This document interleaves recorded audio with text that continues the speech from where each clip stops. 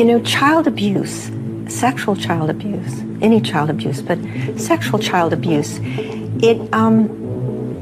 I think one of the reasons it is, at least my point of view, it's so damaging is because it's so. Not the mask they wear for strangers, not the one they smooth on before cameras or press junkets or the blinding lights of red carpets, the real one.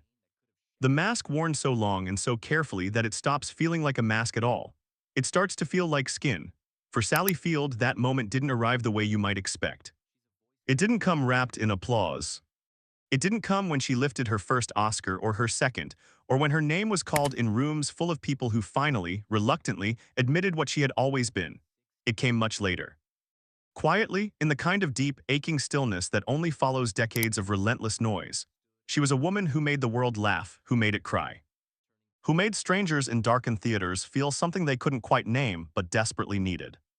A woman who delivered one of the most unguarded, unforgettable acceptance speeches in the history of Hollywood. Words that poured out of her like something she had been holding back for years.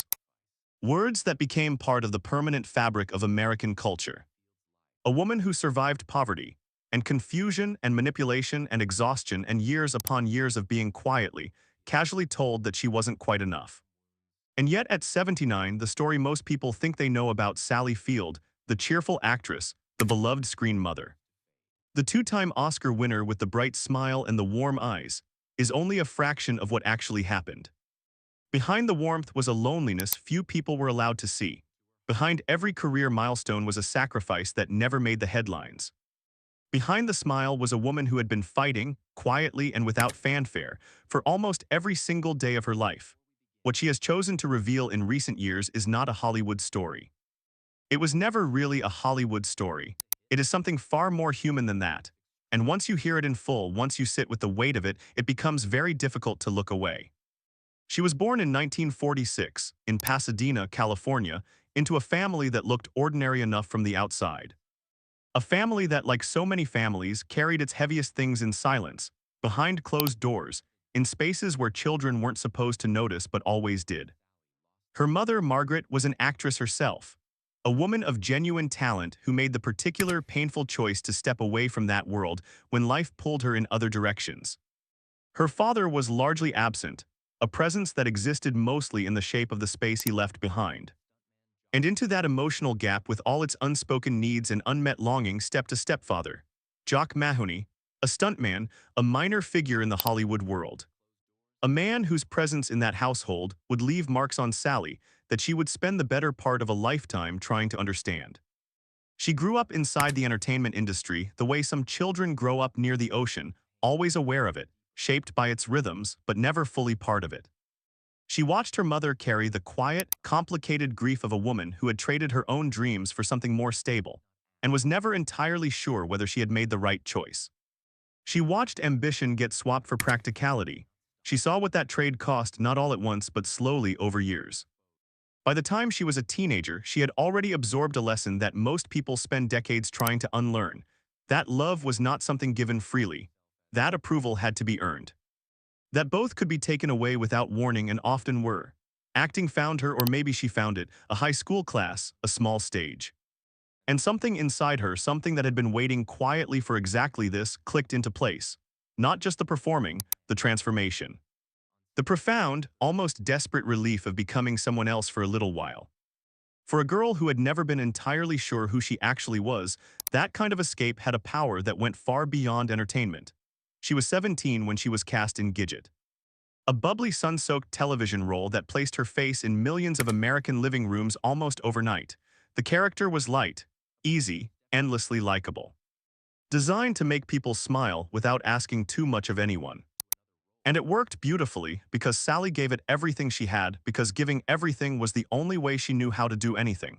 The public loved her immediately. And she learned very quickly how essential it was to give the public exactly what they wanted. But that lesson has a cost, a slow, invisible, accumulating cost. When you spend your entire youth performing a version of yourself that the world accepts and celebrates, you begin to lose track of what was real to begin with. You get very good at the surface. And the surface starts to take up all the space. And somewhere behind it, the actual person waits quietly, unsure whether anyone will ever think to ask.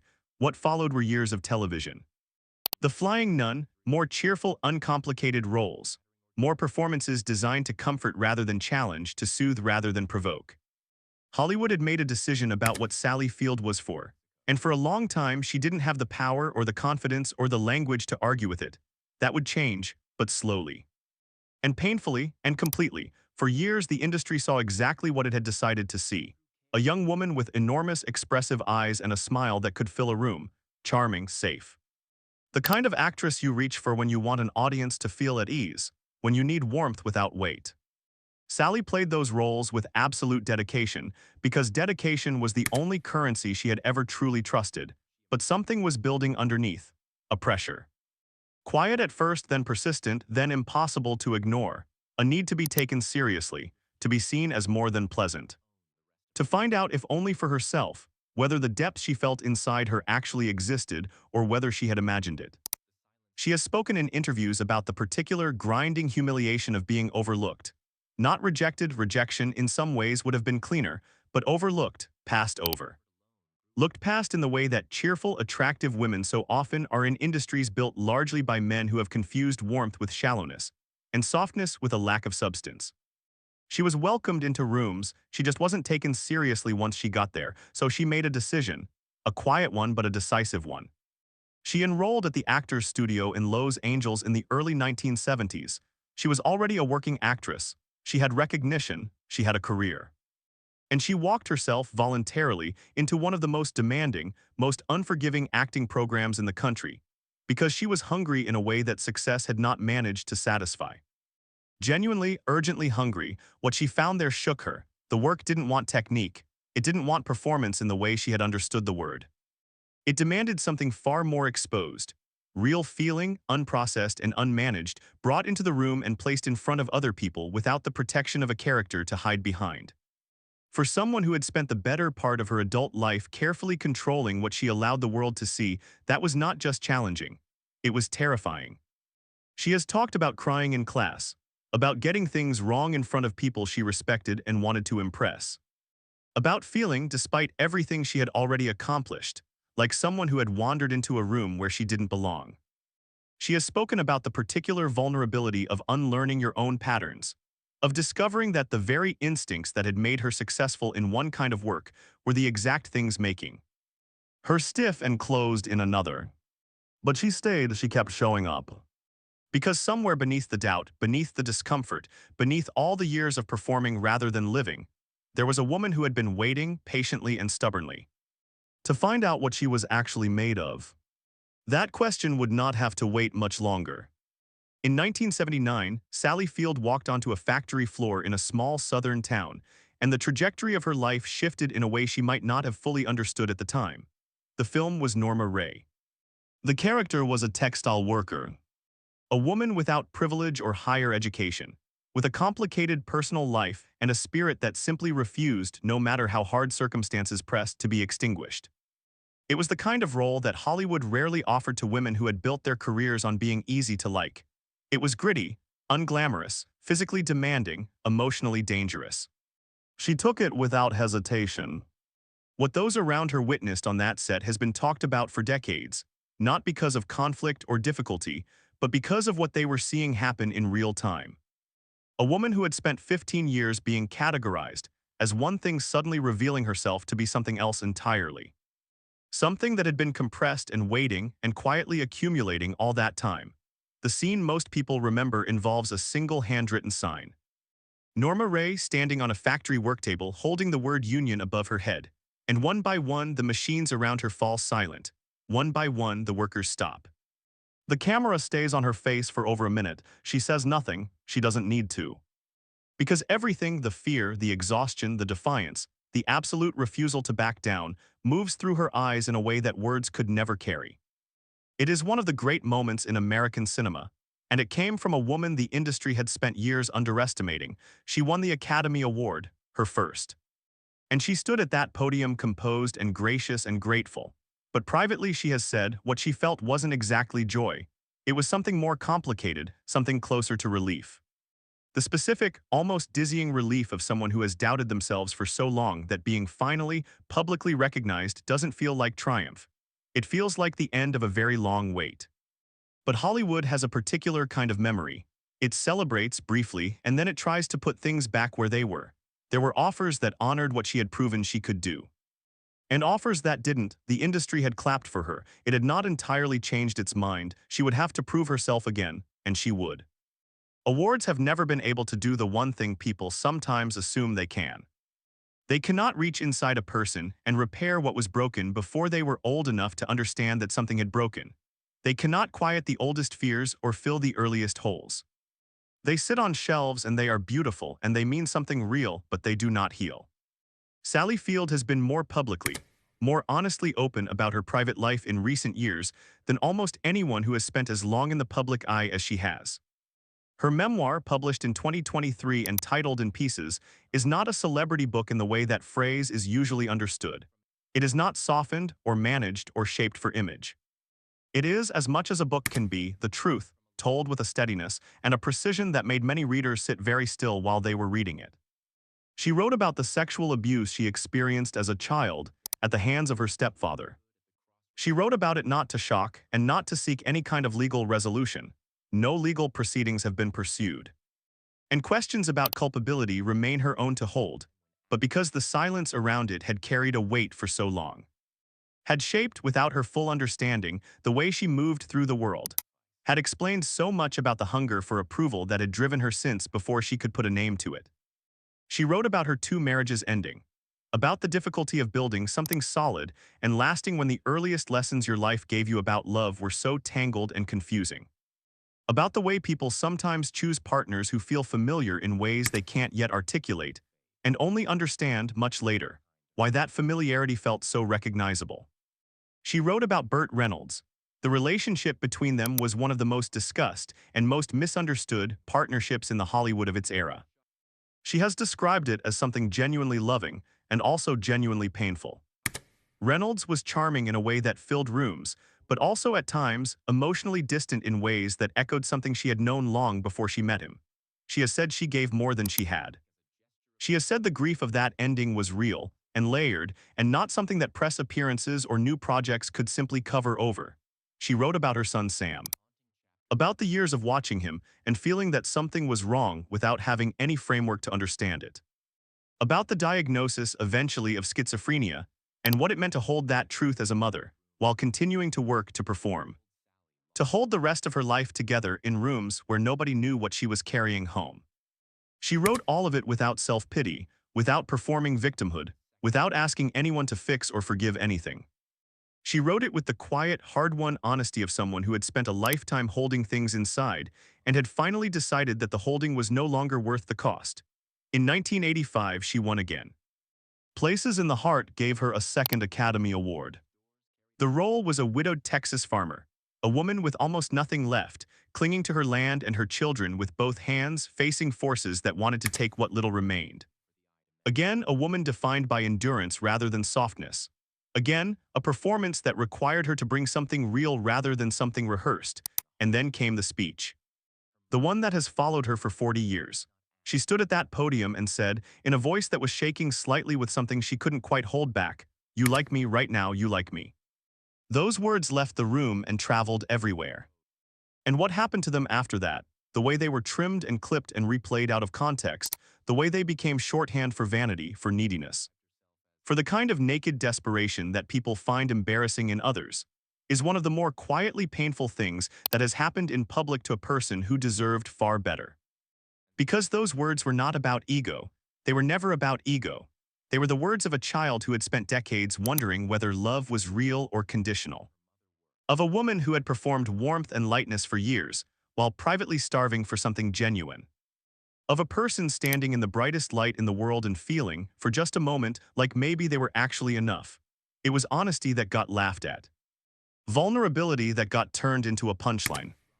And she has carried that particular sting for a very long time, not the winning, but the way her most unguarded moment was reflected back to her as something to be mocked. That kind of experience teaches a person to be more careful, to measure, to keep the really tender things further from the surface where they can't be touched and turned into someone else's joke. It is a lesson that costs something every single time it is learned. There is a kind of courage that does not come with fanfare. It doesn't arrive on stages or in acceptance speeches or in moments that get remembered and replayed. It arrives in the decision to keep going on an ordinary morning when stopping would feel so much easier. In the choice to keep speaking honestly in a world that has already shown you what it does with your honesty. In the willingness to keep becoming something new when everyone around you has already decided, with great confidence, what you are and what you will always be. At 79, Sally Field is still working, still speaking. Still in her own quiet way. Refusing to accept the kind of graceful irrelevance that the industry tends to assign women once they cross a certain age, as though they have fulfilled their purpose and now exist mainly to be remembered rather than encountered. She has become a serious, personal, and visible advocate for osteoporosis awareness, following her own diagnosis with the condition. She didn't take on this cause the way celebrities sometimes do, with a ribbon and a photo and a carefully worded statement. She talked about what it actually felt like. About bone density and fear and the specific, unglamorous indignity of a body that begins, gradually and without asking, to work against you. She made it personal because she has learned, through every role, every loss, every year of carrying things that were too heavy to carry, that personal is the only thing that truly reaches people. She is still asked about the past, about Bert, about the speeches, about the years that other people have already shaped into clean, convenient narratives.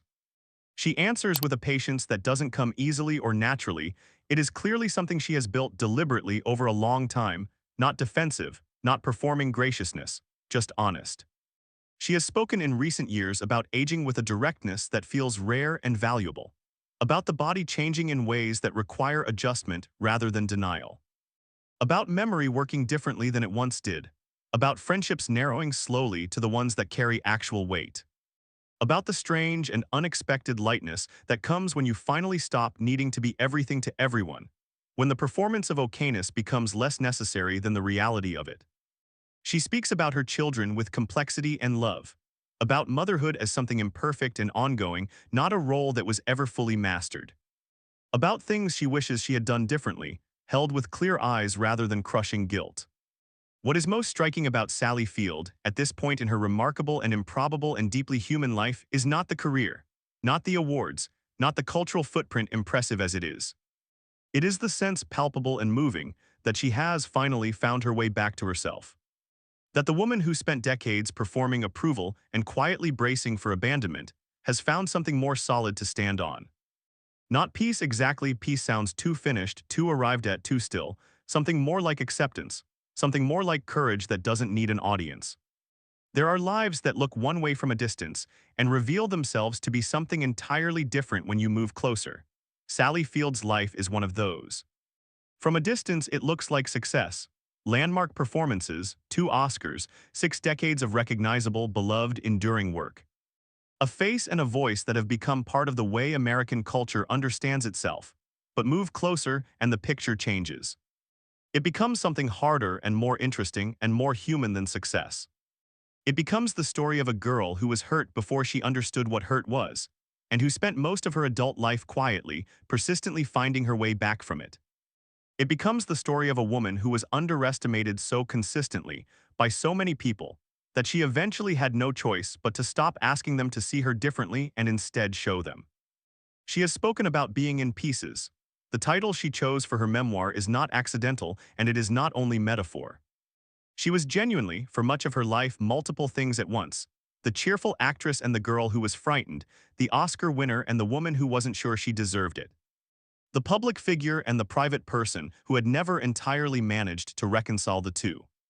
Being in pieces is not the same as being broken. It is something more complex and more honest than that.